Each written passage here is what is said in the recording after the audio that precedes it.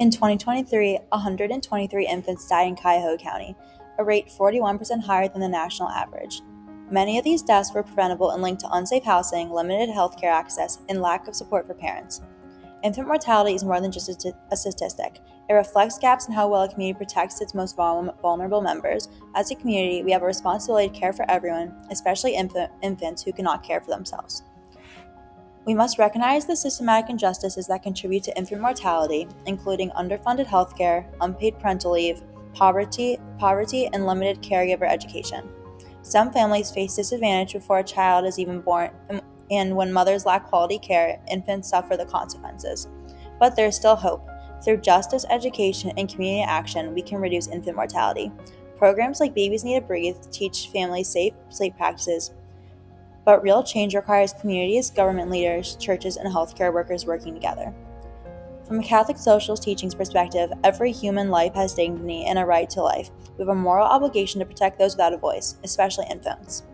Our essential question is how we can help and preserve the lives of infants as well as spread awareness of this alarming problem.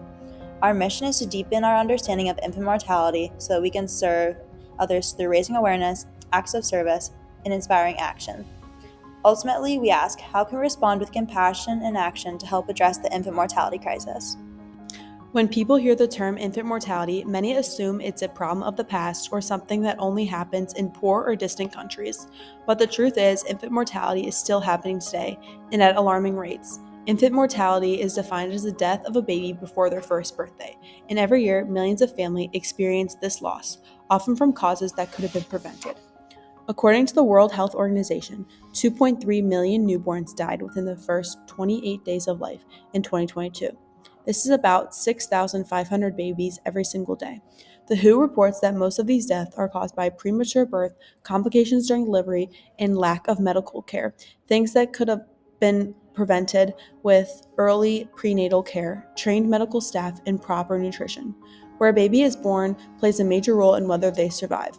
The WHO states that newborn death rates in sub-Saharan Africa are nearly 9 times higher than in wealthier regions like Europe, showing how deeply poverty and access to healthcare affect survival.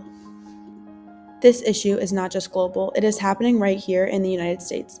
According to the Centers for Disease Control and Prevention, the U.S. infant mortality rate is higher than that of many other developed nations. Even more concerning is the racial gap. The CDC reports that Black infants die at more than twice the rate of white infants, and this gap remains even when income and education levels are similar. This shows that infant mortality is not just about individual choice, but about systemic racism, stress, and unequal access to healthcare. In Ohio, the data tells an equally similar story. According to the Ohio Annual Infant Mortality Report, 904 infants died in Ohio in 2023, and the infant mortality rate remained at 7.1 deaths per 1,000 births. Black infants in Ohio die at a rate of 13.7 deaths per 1,000 births, more than double the rate for white infants. The report also shows that 30% of infant deaths are linked to prematurity. Over half of these infants were born to mothers on Medicaid, and 42% of mothers did not receive prenatal care in the first trimester. These facts make one thing clear. Infant mortality is not random. According to the World Health Organization, the CDC, and the Ohio State Health data, preventable infant deaths are closely tied to inequality. Awareness matters because when we understand the data, we begin to see infant mortality not just as a statistic, but as a reflection of how well or how poorly society protects its most vulnerable members. For our action, our group wanted to do something about infant mortality, and we figured it was not just about medical stuff like hospitals. We came up with 3 ideas: Charles Martin Corvey Fund, birthing beautiful communities, and donating diapers to the Cleveland Diaper Bank. All 3 were great options, but ultimately we decided to go with the Cleveland Diaper Bank. Often it comes down to basic things families need to get by. Financial problems hit hard, and parents struggle to afford even simple items for their babies. Diapers are one of those things we do not think about much, but without them, babies risk infections or worse health issues. A lot of families struggle to afford diapers because of bigger things. This is where the idea of justice versus charity really shows up. Charity is when we help someone in the moment, like giving diapers to families who need them right now. Justice, however, is about fixing systemic issues like low wages, high costs, or lack of support. That's a justice issue. But while those bigger problems take a long time to solve, charity can still make an immediate impact.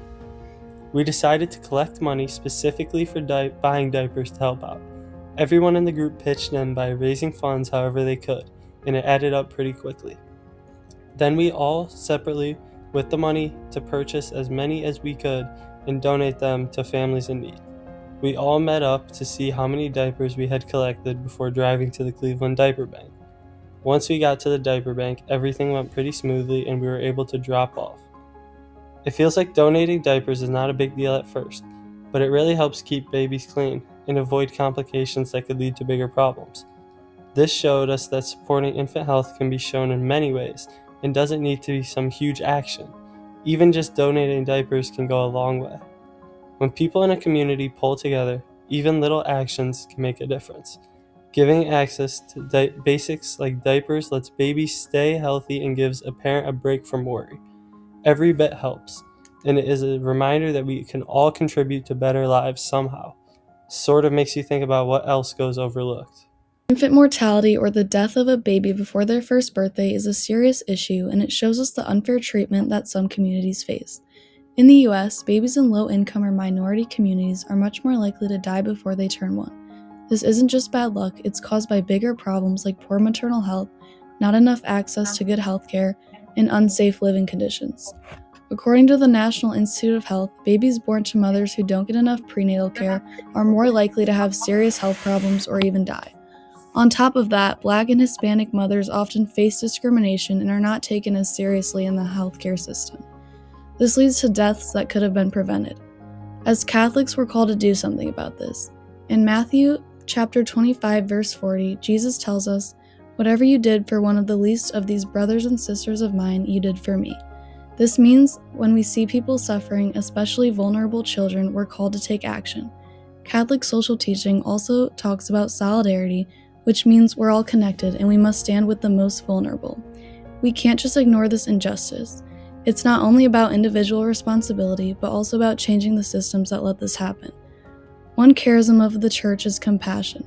This calls us to walk with those who are suffering, to listen to them and care for them with kindness. This is key when we're addressing issues like infant mortality because we need to do more than just recognize the problem, we need to help fix it. Another important charism is justice, which pushes us to fight for fairness. It's about changing the systems that allow inequality, especially those that hurt vulnerable communities. Catholic social teaching also provides us with important documents.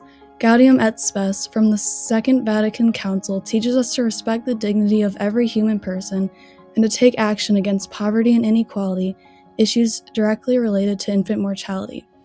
In Evangelii Gaudium, Pope Francis emphasizes the need for solidarity and to challenge social injustice.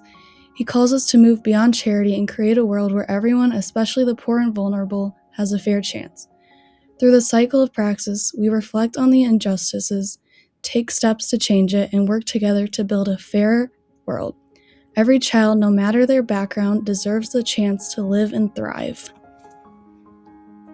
Infant mortality shows deep inequality in the United States, and state and national laws strongly affect outcomes. In an interview on December 23rd at the Cleveland Medical Examiner's Office, Dr. Allison Kay explained that many infant deaths are preventable and are shaped by living conditions, access to care, and financial stability. On December 1st, 2025, at Barnes & Noble in Eaton, Stacy Hren from First Year Cleveland also emphasized that reducing infant mortality requires policy and system change, not just medical treatment. At the national level, programs like Medicaid and CHIP help cover prenatal and postnatal care, and the Affordable Care Act expanded maternity coverage as well. However, gaps remain. Many women lose Medicaid coverage soon after giving birth, which can interrupt important care. Hren explained that policy decisions at both the state and federal levels greatly impact health before and after birth. Ohio has taken many steps to improve outcomes. The Ohio Infant Mortality Reduction Initiative focuses on better prenatal care, reducing preterm births, and safe sleep education. The state also expanded Medicaid postpartum coverage from 60 days to 12 months, While this helps, access to care is still uneven, especially in low-income and rural areas. Friend also noted that Cleveland continues to have one of the highest infant mortality rates among major cities, partially due to historic racism and segregation that created unequal neighborhood communities and conditions. A major reason infant mortality remains high is the inconsistent health care before and after birth.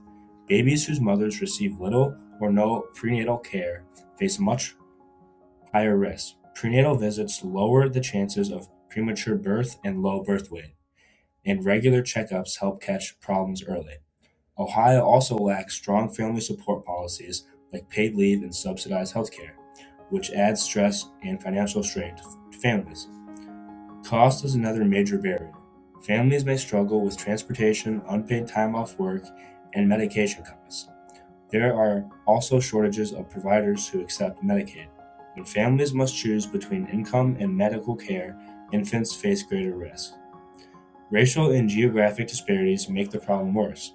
Black infants in Ohio and across the country die at more than twice the rate of white infants.